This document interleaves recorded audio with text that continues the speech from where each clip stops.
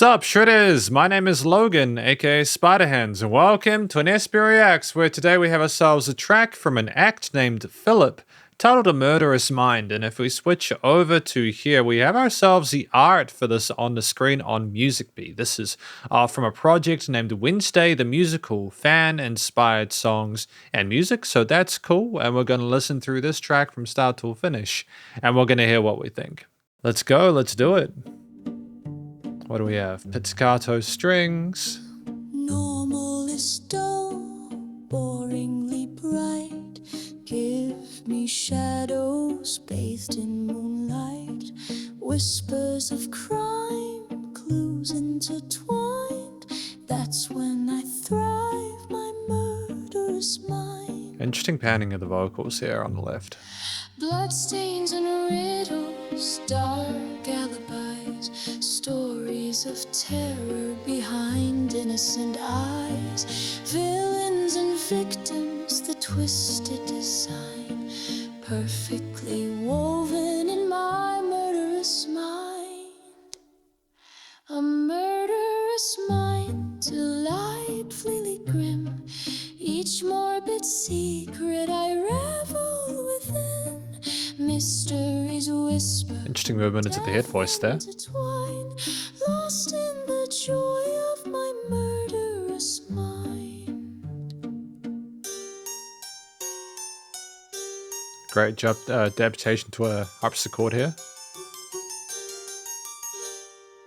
I dream of secrets buried so deep, where nightmares walk, disturbing sleep. A sprinkle of cyanide, dash of deceit. My favorite recipes, deadly and sweet. Crime scenes and puzzles, motives concealed. Grim satisfaction, each truth revealed. Bodies and banter, elegantly aligned. Such are the perks of my murderous mind. A murderous mind, enchantingly cold. Gothic tales whispered, cunningly bold. Suspicion and sorrow artistically twined. Forever enthralled by my murderous mind. Brass?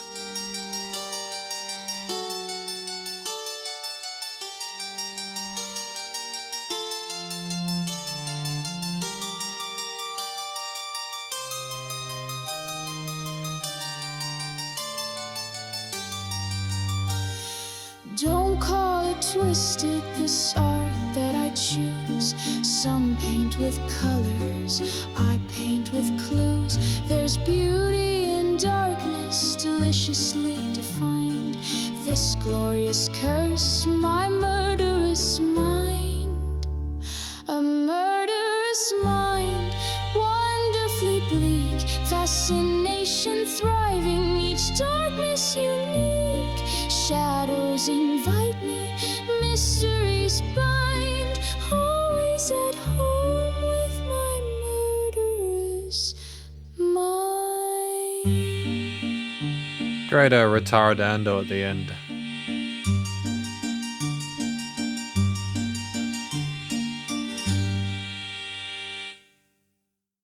Sick. Great first impression. We're going to talk about it more in the conclusion. Because welcome to the conclusion of my review of this track from the Wednesday the Musical fan-inspired songs and music project titled A Murderous Mind. So what do I think this track is about? I think it's talking about the perspective of Wednesday from the Addams Family. I know there was a recent adaptation. I'm not quite familiar with what that was about, but either way, I think just the kind of the call of the macabre. It's about how they like death and murder and how it fascinates them, their murderous mind, about cyanide and liking things to be sweet and sort of like deadly, etc. They talk about mysteries and everything like that, so I'm wondering if they're trying to solve things or solve mysteries or something like that. It's kind of interesting. But either way, it's a very interesting turn and sort of a juxtaposition, I think, to what a lot of people are trying to do in these situations that I think suits the kind of atmosphere that the whole sort of Wednesday brand is trying to go for. And I feel in terms of a fan-inspired sort of like tribute to it, that it works incredibly well. It's definitely got me intrigued. I think that the Halloween-esque kind of composition with the string sections and the use of that plus the occasional, I think, brass near the end was well done. But I think I want to talk about the vocals first because they're kind of intriguing. Part of what I enjoyed about the vocals were the melodies and how occasionally went into a head voice, and it seemed really organic. I liked the note choices there. The texture was a little bit sort of interesting. It didn't always, it was kind of an interesting kind of like sounds and occasions, but ultimately I feel like the note choices, the way we sequenced things in various verses and choruses, etc., were fantastic. The fact that we didn't have the vocals the entire time was great because it allowed the string sections in the various ranges to have their time to shine, as well as the harpsichord at the halfway point. I thought that was a nice addition to it. It was an instrument that I kind of didn't expect, and when it came in, it was very much it was like a blunt kind of, oh, we have that now. But because the leveling was solid, it came in a way that I felt was appropriate, and I could kind of go, oh, we're just trying to adjust the feel of this track. Even at 3 minutes 30, we're not taking the listener's attention for granted. And just going back to the vocals, I liked the use of vibrato there. There were some almost sort of waltz-ish kind of inferences with the way that we swayed back and forth with the backing, and ultimately rhythmically sound very good on the mic there. The story was told well, and I appreciate the expression, the choice there is very good. The panning was a little bit unusual, having some of the vocals on the left and then on the right, but aside from that, I feel like it's very good. I think that the boom ba ba, again, that waltz just kind of phrasing to the string section throughout a lot of it, as well as the way that you had whole notes played or bowed in contrast to that. The lower, the kind of the cello, maybe kind of like plucking bass notes in the low end to kind of be a bit more sort of percussive and melodic and reinforcing that low end. There were decisions made from the string section alone that elevated this track and were a great addition to the vocals. Again, there was a kind of a buzz of the brass at the late stages there, but I think that this track had enough without that, even though I welcomed that in a sense.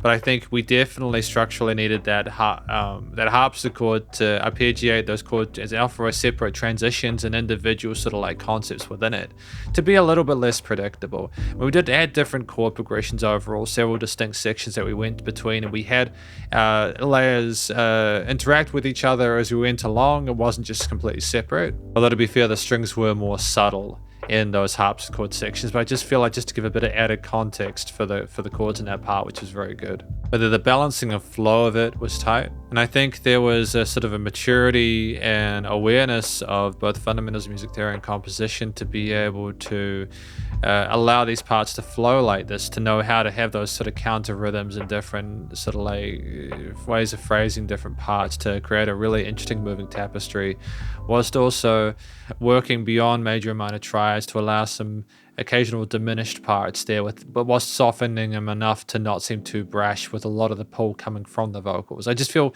compositionally it was solid. And I think the other thing I want to talk about, the final thing for today, because usually 2 to 3 things I like as well as any applicable constructive critique, is the dynamic range within this. Later on, there's this real kind of eminence and glow to the low end there where things kind of pulse, and it adds a sense of warmth and romanticism to it in a weird way. But I appreciate that with how refined a lot of the other EQing and mixing choices were, that we have that kind of life to it. And vice versa, when there's very little to nothing, there are gaps or spaces within this track where things just kind of pause for a moment. I think that's incredibly important with music. You don't need to assume that everyone is sort of attention deficit with that kind of stuff. You can allow people to go on a journey and be pulled this way or that with it.